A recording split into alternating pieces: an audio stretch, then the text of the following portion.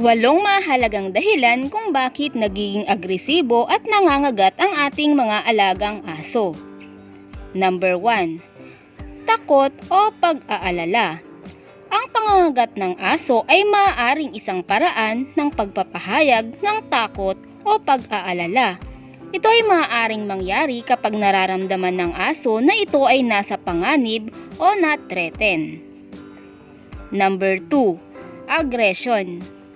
Ang aggression ay maaaring maging dahilan lalo na kung ito ay nagaganap sa mga oras ng tensyon o kung mayroong agitasyon sa paligid.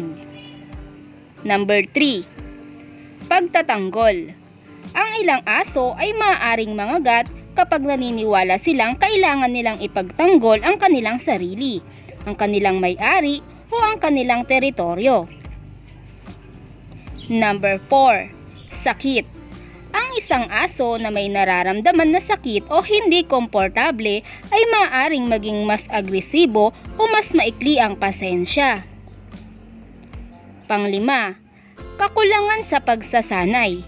Minsan, ang mga aso na hindi na-expose sa tamang pagsasanay ay maaaring magpakita ng aggression bilang isang uri ng depensa.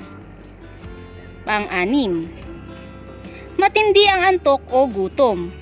Katulad ng tao, ang mga aso rin ay maaaring magkaroon ng masamang asal kapag sila ay gutom o inaantok. Pang-pito, pag-aagaw ng pagkain. Ang aggression sa pagkain, lalo na kung may ibang aso o hayop sa paligid, ay maaaring maging dahilan para sa pangangagat. At ang pang-walo ay ang pag-aagawan ng teritoryo.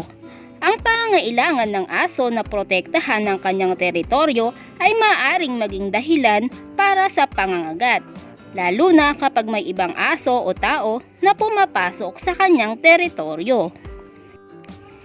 Kung ang isang aso ay nagpapakita ng aggression o pangangagat, mahalaga na konsultahin ng isang profesional na behavioristang aso o isang veterinaryo upang maunawaan at matugunan ang ugat ng issue.